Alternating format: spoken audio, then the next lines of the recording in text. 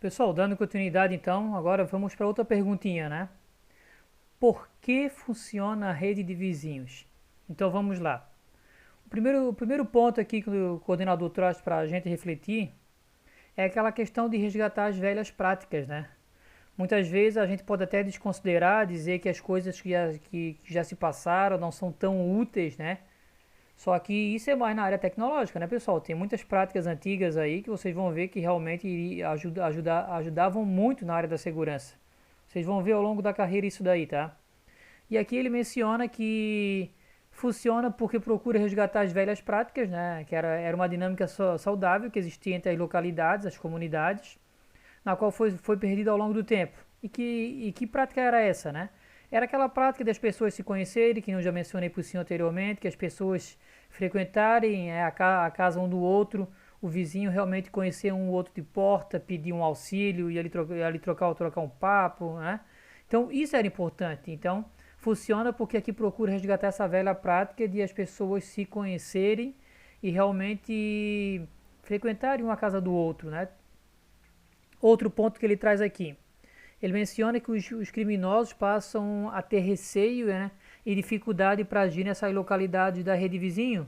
Por que eles vão ter essa dificuldade? Porque as pessoas estão mais atentas, né? Lembrando que a partir da hora que eu estou envolvido com o meu vizinho, que eu conheço eu vou começar também a ter zelo pelas coisas do outro. Então eu vou começar a ficar de olho. Pô, de repente ele não está em casa, mas eu estou em casa. Eu ouvi um alarme disparar. Ouvi uma pessoa ali na frente da casa dele batendo uma fotografia, né? Eu vi um carro parado muito tempo ali com as pessoas suspeitas na frente da casa dele. Então eu como cidadão, eu poderia estar auxiliando meu vizinho ao lado na segurança da sua residência ou na sua segurança pessoal.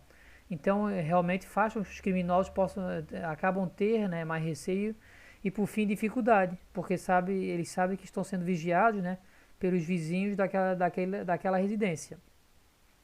E outro ponto aqui também super importante, né, é que cada pessoa acaba auxiliando no cuidado da residência e também do comércio do seu vizinho próximo, né, criando assim, uma rede de segurança ampla. Ou seja, né, muitas vezes a gente pode achar assim, a rede vizinha é só para casa. Não, não é só para residência, pessoal. Rede vizinhos também para o comércio. Lembrando hoje também que é muito comum, principalmente aí nos centros urbanos aí, tem muito edifício, né? Muitas vezes a área do térreo é onde a pessoa trabalha e muitas vezes ela mora em cima, né, em um apartamento. Então, na realidade, o foco aqui o que, que é? É as pessoas ficarem atentas, né? De repente, um comércio, entrou uma pessoa estranha, eu sou só um vizinho ali do proprietário do comércio, eu vi uma pessoa estranha, de repente eu já posso ficar de olho, de repente aquela pessoa entrou ali, sei lá, com uma jaqueta, entrou de capacete. São coisas que eu posso ficar de olho com o compromisso de ajudar o meu vizinho, para que ele não venha sofrer um problema de segurança pública, né? Então, nesse sentido, realmente um auxilia nos cuidados da segurança do outro.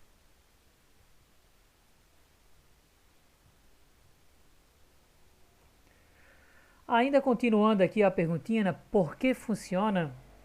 Então aqui o outro ponto que o coordenador nos traz é que a rede de vizinhos ela está baseada na criminologia ambiental. Ou seja, né, essa criminologia ambiental ela vem trazer 4 pontos para a gente refletir um pouco.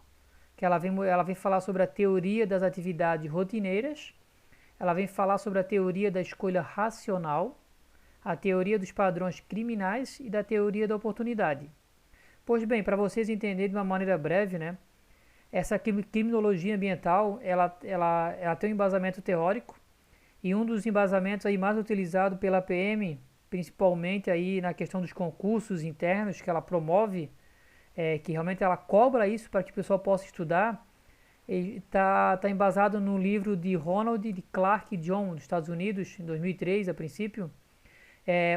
Esse livro ele tem por título Análise de Crime para Solucionadores de Problemas em 60 Pequenos Passos. Vou dizer aos senhores assim, é um livro cansativo de ler, só que ao mesmo tempo, trazendo para essa lógica de polícia comunitária, ele fala alguns pontos super importantes, né? Que nem a gente já comentou ali nos 2 primeiros encontros da nossa disciplina. Porque muitas vezes, se a gente colocar ali um patrulhamento, né, durante um determinado tempo numa localidade, por fim vai resolver realmente o problema de segurança pública naquela localidade, mas durante o tempo que o policiamento está ali. Ah, então você vai saturar o policiamento no local lá para resolver? Muitas vezes é necessário saturar sim, né? Só que se você vai ali e satura durante 15 dias e depois tira o policiamento, nós sabemos que na realidade não resolveu. Você apenas estancou momentaneamente aquele problema ali. E de acordo com esse livro aqui, né, o que, que acontece? Enquanto tem um guardião ali protegendo aquela localidade, né, no caso seria a nossa instituição, a PM, o que, que acontece? O infrator, né, ele acaba mudando de localidade, então ocorre que um deslocamento do crime. Não é que vai deixar de ocorrer, é que o crime não acontece mais ali, mas ele acontece em outro local, tá? Então aqui essa teoria ela vem falar um pouquinho disso. Então deixa eu mencionar para os senhores aí um pouco dessas 4 teorias da criminologia ambiental. A primeira teoria é a teoria das atividades rotineiras. Ou seja, né, essa teoria aqui, ela vem falar para os senhores aqui, deixa eu adiantar um pouquinho para ficar mais fácil entender. A teoria das atividades rotineiras, deixa eu mostrar aqui. Ela tem a ver com esse primeiro triângulo aqui, ó, que é o triângulo de análise de problemas, né? Esse triângulo aqui, para vocês notarem, assim, ó, esse triângulo que eu digo é o que tem a borda verde aqui, né, pessoal? Esse triângulo aqui, ó, que no meio está escrito crime, vocês estão vendo que os 3 lados ali, ele traz palavras importantes, palavras-chave, né? Para que aconteça um crime, tem que ter um ambiente, tem que ter um alvo, uma vítima e tem que ter um agressor. Quando essas 3 partes estão unidas e favoráveis para que isso aconteça, né, vai acontecer, tá? Então, para acontecer um crime tem que ter o quê? Um agressor, que é o infrator, tem que ter uma vítima vulnerável, né? Sem ela tomar os cuidados necessários, e um ambiente que é propício, né? Muitas vezes ali sem a fiscalização de ninguém, muitas vezes ali a pessoa sob efeito de droga, alguma coisa, e isso vai favorecer para que ela venha cometer o crime. Então, nesse sentido, a gente fala que é o triângulo da análise dos problemas, né? Porque se existe uma vítima e ela não está em um ambiente que facilita a ocorrência do crime, o crime não vai ocorrer, né? Ah, ela está no ambiente ali, mas o ambiente, o agressor não está sozinho, o agressor tá com a mãe dele, e ele nunca age quando a mãe está perto. Ah, ou o infrator, ele está ali no ambiente, vamos supor, uma loja de conveniência de posto de combustível, mas ali na porta tem aquele detector, né, dos produtos que tem na loja, então já não dá para o cara furtar isso aí fácil. Então assim, ó, tem que ter esses 3 lados aqui. Se eles estiverem conectados, né, eles facilitam o crime. Mas se um dos lados aqui houver alguma coisa que a gente possa amenizar, seja a vítima não estar vulnerável, né, para ser vítima, seja que haja, né, um agressor ali, desculpa, que haja um controlador sobre o agressor, porque isso também é importante, né? Ah, pô, mas quem pode ser o controlador? Que nem eu dei o exemplo, os pais. Muitas vezes os agressores eles não vão agir na presença dos pais. Muitas vezes também pode ser o cônjuge, porque às vezes ele está fazendo algo indevido, mas não na presença do cônjuge. Muitas vezes pode ser com os amigos, com os professores. Então o controlador seria uma pessoa que vai influenciar de maneira forte, né, sobre o agressor, sobre o infrator, para que ele não venha cometer o crime. Sobre o ambiente, né, o que a gente pode falar? O ambiente, muitas vezes o ambiente em si ele acaba sendo vulnerável. E uma coisa super importante no ambiente é ele ser controlado, ele ser vigiado e administrado por alguém, né? Pode ser pelos servidores que trabalham ali, né, os funcionários, pode ser pelo gerente do local, o proprietário. Então tem que ter alguma pessoa realmente que venha exercer a responsabilidade no ambiente, né? Porque se ficar um ambiente ali sem nenhum cuidado, uma loja de conveniência, não tem nada de detecção na entrada e saída dos produtos. A pessoa ela vive no celular ali com as costas voltadas para a porta da loja de conveniência. Então quer dizer que o ambiente ele tá bem vulnerável para que o infrator venha realmente cometer um crime, que nem um furto, né? E sair ele livremente de boa, né? E outra parte que eu destaco aqui é que ele fala a parte de baixo, né? Tem a ver com o guardião. O guardião, por vezes, a gente pode dizer que é o quê? Tanto cai sobre a nossa função, a polícia militar, quanto também pode ser a questão da segurança privada, né? Pode ser alguém ali que está trabalhando ali e ele exerce aquela segurança, pode ser um vigilante de escola, né? Pode ser ali um vigilante privado de um posto de conveniência ou de outra loja, tá? Então isso por fim acaba realmente sendo um guardião de quem? Do alvo. Ah, mas aí parar a pensar, olha só, alvo, aqui não estou falando do agressor, do alvo.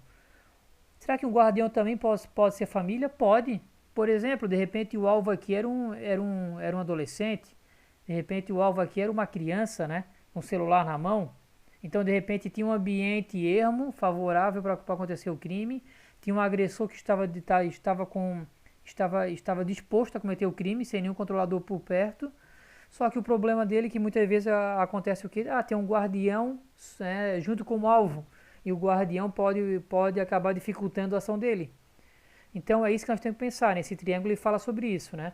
Se os três lados tiver conectados, realmente vai acontecer o crime. Mas muitas vezes quando a gente coloca um empecilho em uma das partes, né? Havendo ou gerente, ou guardião, ou controlador, o crime por fim ele acaba não acontecendo, tá? Então essa teoria aqui ela é bem importante para a criminologia ambiental. Acho que deu para entender um pouquinho essa questão aí, né, do triângulo, tá? Agora outra coisa eu quero mencionar aos senhores aqui, deixa eu voltar. Deixa eu voltar aqui, ó. Lá no comecinho lá, a teoria da escolha racional, tá? Esse livro também, ele vem falar sobre essa teoria e o que ele leva em consideração que o criminoso, muitas vezes, para cometer o delito em si, né? Ele procura perceber realmente se é vantajoso para ele procura ver se ele vai ter muito esforço para cometer aquele delito. Daí o que acontece, né? O infrator ele vai realmente ver, pô, eu vou ter que fazer um esforço além do que eu precisava. Ah, não, eu vou ter que pular um muro de uma residência porque eu quero ir lá furtar. Ah, mas aquele muro tem cerca elétrica, então aí ele vai ter que fazer um esforço a mais. Ah, não, mas aquela casa também tem câmera. Ah, tem a rede de vizinhos ali com a placa. Então também está colocando o quê? Em risco a ação dele. Então a teoria da escolha racional é nesse sentido, porque o delinquente ele vai pensar se realmente vale a pena, né? Vai notar a situação de esforço, de risco e também recompensa. Então ele vai procurar tomar uma decisão pensando nisso. Pô, a recompensa que eu vou ter, eu fui ali furtar uma bicicleta. Pô, mas olha só, essa casa ela tem cerca elétrica, essa casa ela tem câmera de monitoramento, ela está na rede de vizinhos. Então ele acaba o quê? Ele acaba indo para o lado da razão, né? Então realmente ele vai ver se realmente vale a pena cometer aquele delito.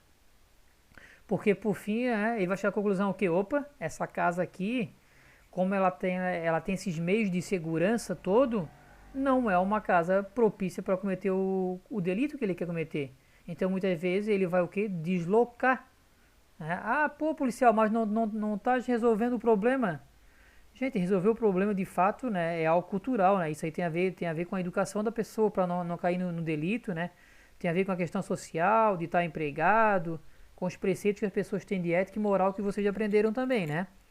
Nada de querer ter jeitinho e nada disso, né? Então tem a ver com a criação da pessoa para ela realmente ir ou não para esse caminho ruim. Só que aqui o que a gente quer destacar para os senhores na teoria racional é porque todo delinquente ele vai realmente pensar se vale a pena cometer aquele crime ou não.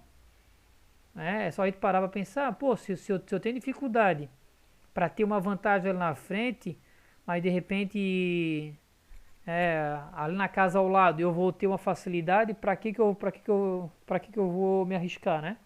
Eu fui pelos meios mais convincentes, aquilo realmente que pode realmente facilitar e muito, né? A outra teoria que ele traz ali, a teoria dos padrões criminais. Essa teoria que eu destaco, que esse livro ele vem dizer para nós que ele traz como se fosse uma regra, né? Ele diz que é a regra 80-20, ou seja, né? Ele vem dizer que geralmente 80% dos crimes são cometidos por 20% daquela população. Ou seja, né? Quer dizer que uma grande minoria comete a maioria dos delitos. Então, isso é o que diz a teoria dos padrões criminais, tá ok? Então, mais um brequezinho para nós aqui, para tomar uma água.